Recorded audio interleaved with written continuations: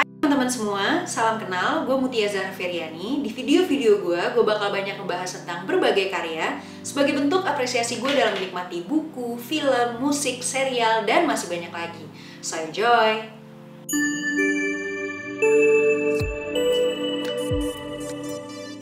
Oke, hari ini gue mau ngebahas satu buku yang sebenarnya udah gue baca 2 tahun yang lalu, tapi pas gue recall lagi, gue jadi baca lagi, dan waktu gue baca lagi bukunya, ini buku yang masih relevan kayaknya dibaca sampai kapanpun.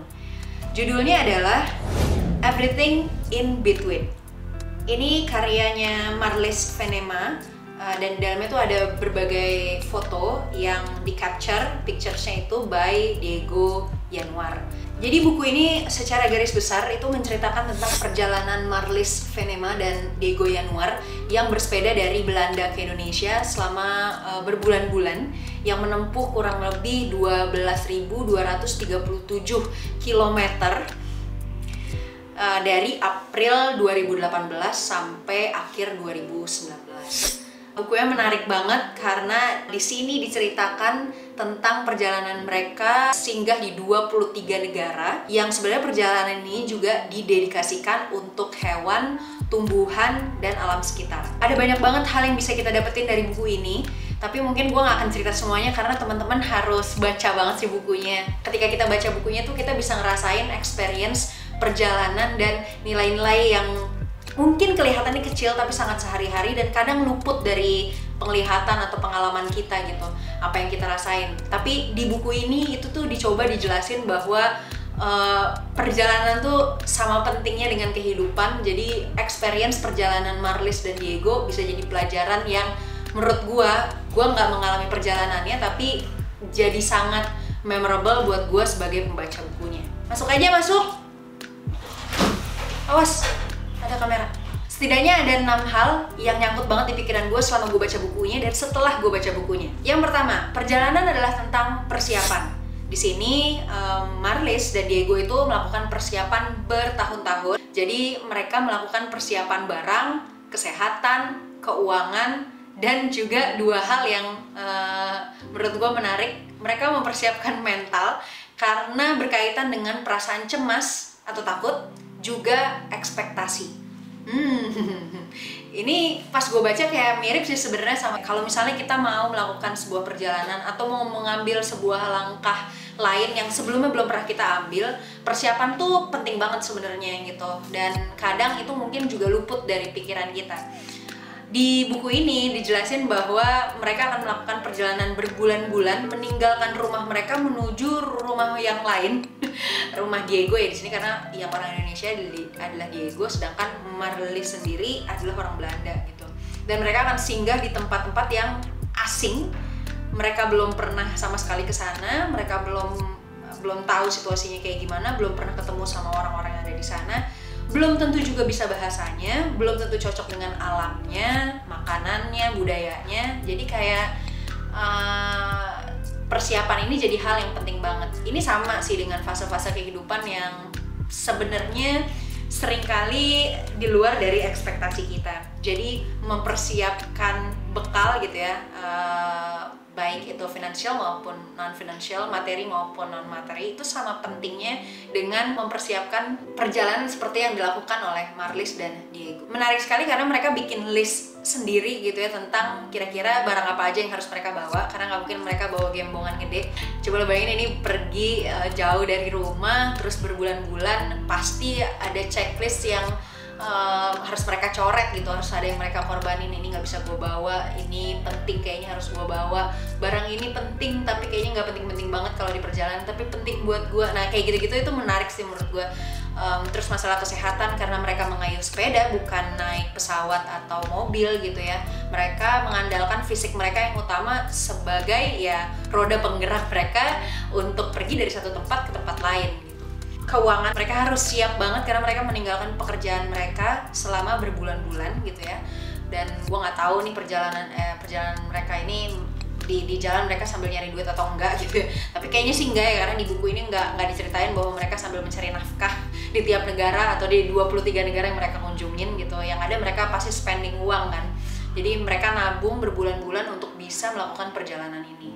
Terus mengelola perasaan takut atau cemas, juga ekspektasi terhadap apa yang akan mereka lakukan. Ekspektasi ini berikut juga dengan hal-hal baik juga hal-hal buruk di masa depan selama mereka melakukan perjalanan. Hal kedua yang gue dapetin dari buku ini adalah tips untuk penting apa enggak ya, tapi ini menarik sih buat gue dan ini nyangkut banget di gue. Tips untuk menangani anjing liar. Gue takut anjing tuh. Tipsnya ada banyak ya sebenarnya di buku ini tuh dijelasin banyak banget tips-tips selama melakukan perjalanan gitu. Tapi menarik buat gue karena gue salah satu yang takut sama anjing, jadi pas gue dapet tips ini kayak oh ternyata gini, karena gue nggak pernah belajar tentang ini, jadi gue dapet informasi baru. Ada di halaman 24 ya, kayaknya gue kemarin sampai hafal loh gue. Iya benar kan nih. Nih, cara menghadapi anjing liar yang berlari ke arahmu dan menyalak dengan agresif karena mereka ingin makan daging segar para pesepeda. Gue bacain ya, ini tuh ada: percaya bahwa mereka tidak agresif, mereka hanya merasa terancam olehmu. Yang kedua, jangan melihat ke mata mereka. Yang ketiga, lihatlah mata mereka dan menyalak balik, jadi lebih galak. Yang keempat, berteriak dengan nada rendah, bukan dengan nada tinggi, sehingga mereka pikir kamu mengajak mereka bermain. Yang kelima, lemparkan roti. Yang keenam, beli makanan anjing. Yang ketujuh, jangan melempar apapun. Jadi tadi suruh lemparin roti, tapi yang ketujuh malah jangan lempar apapun. Ini kayak tahapan-tahapan, gue juga nggak tahu. Mungkin tergantung anjing yang lo temuin di jalan tuh kayak gimana. Lo harus lihat psikologis anjingnya, baru kayak lo pikir-pikir tips mana yang harus lo lakuin duluan, kayaknya gitu deh. Terus gunakan pistol air mainan untuk menakuti mereka. Padahal tadi disuruhnya berbicara rendah supaya mereka nggak ketakutan. Terus apapun yang kamu lakukan, turunlah dari sepeda dulu karena mereka suka mengejar. Atau ini tips yang terakhir, mengebutlah. Yang paling realistis, lari gitu ya. Gue suka sih tips ini, gue ngebayangin mereka kalau 23 negara kan pasti di luar ekspektasi ya. Mereka kalau ke tiap negara tuh gimana gitu, terus ketemu sama anjing yang beda-beda gitu. Hal ketiga yang gue dapetin dari buku ini adalah bumi itu seperti sebuah desa dan perbatasannya hanya ada di kepala kita. Menarik banget buat gue karena gue tipe anak rumahan juga, nggak terlalu sering keluar dalam jangka waktu yang lama, bahkan belum pernah tinggal di luar dari rumah gue selama mungkin sebulan atau 2 bulan gitu. Gue belum pernah mengalami dan merasakan itu. Gue termasuk anak rumahan gitu ya, dari gue kecil sampai gue punya anak gitu, gue masih tinggal di rumah orang tua gue. Gue belum pernah merasakan kehidupan sendiri, jadi gue sebenarnya nggak terlalu tahu dan paham tentang luasnya dunia ini. Gue tahu sih dunia tuh luas banget, bumi tuh luas banget, dan di sini disebutin sama Marlis dan Diego bahwa dari desa satu ke desa yang lain itu perbatasannya sebenarnya hanya ada di kepala kita, karena mereka ngerasa mereka pergi kemanapun tuh sebenarnya intinya sama gitu. Ada manusia di sana, ada budaya di sana. Kalau kita datang ke sana, maka kita yang harus adaptasi di sana. Menarik banget karena batas-batas yang membuat kita jadi bisa punya framing terhadap satu wilayah, orang lain, sekelompok orang itu sebenarnya hanya ada di kepala kita gitu. Kita harus bisa merendahkan hati kita serendah-rendahnya, mengikis ego kita untuk mau melebur dengan tempat-tempat yang kita singgahi dan mau kita tinggali. Menarik sekali kalau dilihat bagaimana perjalanan Diego dan Marlis ini jadi sebuah experience yang pasti memorable banget buat mereka, karena mereka ketemu banyak banget orang, ketemu banyak banget budaya, makanan, nyobain berbagai macam makanan gitu, nyobain berbagai macam rasa, dan gue yakin itu yang bikin pikiran mereka juga kayaknya mungkin sekarang jadi nggak terbatas, karena nggak ada lagi batasan-batasan tentang apa yang kita lihat di map gitu, karena mereka udah mengalami perjalanan yang luar biasa panjang dan beragam. Hal keempat yang gue dapetin dari buku ini adalah fenomena tentang social media. Jadi sepanjang perjalanan ini Marlis tuh nulis blog itu yang akhirnya jadi buku ini ya. Waktu itu sebelum buku ini terbit, kalau ada yang suka sama perjalanan mereka tuh bisa baca kayak journal, kayak diary-nya Marlis gitu di blog mereka gitu. Terus di Instagram juga waktu itu. Nah, ada satu follower, dia bilang di buku ini kalau ada satu follower yang minta mereka untuk ngasih tahu ada nggak sih pengalaman buruk selama mereka pergi ke suatu tempat gitu, karena yang dibagikan tuh kebanyakan hal-hal baik gitu, nilai-nilai yang baik, pengalaman-pengalaman yang baik, menyenangkan gitu. Marlis sama Diego kemudian bereaksi bahwa manusia pada dasarnya tuh emang suka membagikan hal-hal baik gitu, dan tidak terlalu concern dengan membagikan hal-hal buruk. Bukan karena ingin terlihat baik, walaupun ada juga ya orang-orang, apalagi sekarang sosial media emang cenderung pengen ngeliatin hidupnya bahagia terus, padahal kan hidupnya tiap hari itu bukan yang selalu yang ada di frame Instagram atau TikTok atau apapun itu, sosial media apapun itu gitu. Tapi setidaknya yang pengen di capture Marlis adalah karena mereka melakukan perjalanan ini dengan sadar, dengan niat, dengan pemikiran yang panjang, maka mereka ingin menikmati hari demi hari mereka mengalami perjalanan ini, dan tentunya mereka ingin membagikan hal baik karena mereka menikmati perjalanan itu. Gue suka sih sama apa yang Marlis dan Diego omongin gitu, bahwa perjalanan itu selalu pasti ada baik dan buruknya gitu ya, dan mungkin dari perjalanan itu kita bisa dapat pengalaman, tapi mana yang mau kita bagikan dan mau jadi manfaat itu jadi hal yang sebenarnya 100% keputusan kita. Tapi kalau gimana orang nangkepnya itu terserah orang, tapi keputusan tentang membagikan sesuatu kabar baik atau buruk itu sebenarnya ada di tangan kita, dan kita harus bijak atas itu semua. Hal kelima yang gue dapetin dari buku ini adalah bicara, diskusi terus menerus.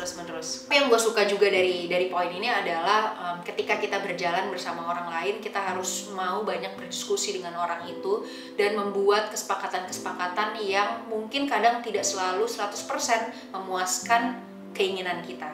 Kita juga harus mau toleransi, menekan ego kita, mendengarkan lebih banyak sampai akhirnya dua belah pihak untuk mencapai sesuatu tujuan yang baik. Hal keenam yang gue dapat dari buku ini dan menarik sekali adalah tentang teori relativitas Einstein. Kalau misalnya kita ngerasa waktu jadi jauh lebih cepat, berarti kita bersenang-senang.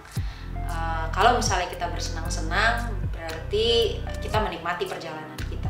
Nah, yang gue suka dari buku ini disimpulkan juga karena kita tahu waktu berjalan cepat dan kita sedang bersenang-senang, maka nikmatilah waktu itu perlahan. Jadi ada kontradiksi dari waktu yang terasa lebih cepat, tapi di satu sisi juga kita harus perlahan bisa menikmatinya karena kita sadar dan tahu bahwa waktu itu nggak akan pernah keulang. Jadi pelankan sedikit dan nikmati perjalanan yang sedang kita lalui. Ada quotes yang menarik juga di buku ini, yaitu it is not about making your way from to start to finish, but it is about everything in between. Dia bukan mau ceritain tentang dari mana mereka berasal, terus kemana tujuan mereka, mungkin bukan itu, tapi mereka sebenarnya di buku ini mau menceritakan tentang semua hal di antaranya. Sebelum gue tutup video review buku hari ini, gue mau bacain tulisan Marlis di belakang cover bukunya. Ini menurut gue menarik banget. Mungkin kalau teman-teman dengar tulisan ini gue bacain, teman-teman jadi pengen beli dan baca bukunya karena tulisannya bagus banget. Dear Diary, tidak ada lagi jalan untuk kembali. Akankah ada beruang di dalam tenda kami?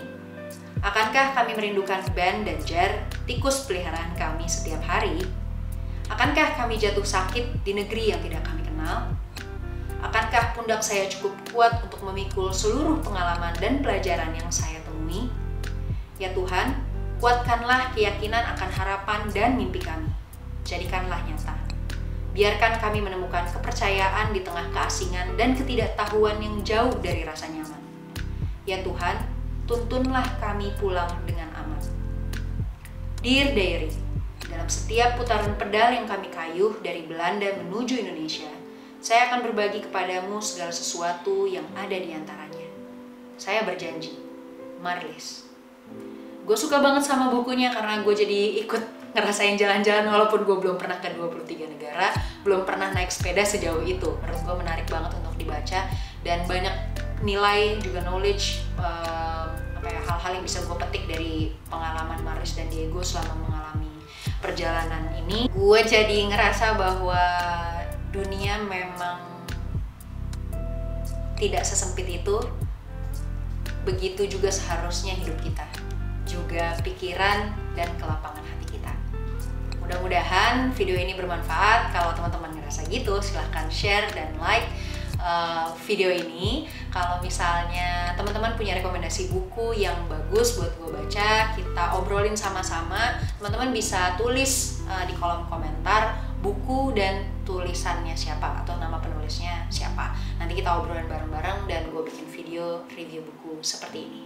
Terima kasih banyak teman-teman, dan gue juga mau ngucapin terima kasih untuk Marlis dan Diego yang sudah membagikan kisahnya, membagikan pengalaman, pelajaran, juga mungkin perasaan yang mereka alami selama melakukan perjalanan dari Belanda ke Indonesia naik sepeda. Segitu dulu ngomongin karya review buku Everything in Between karya Marlis Venema dan Diego Yanuar. Semoga bermanfaat dan sampai ketemu di video-video berikutnya. Dadah!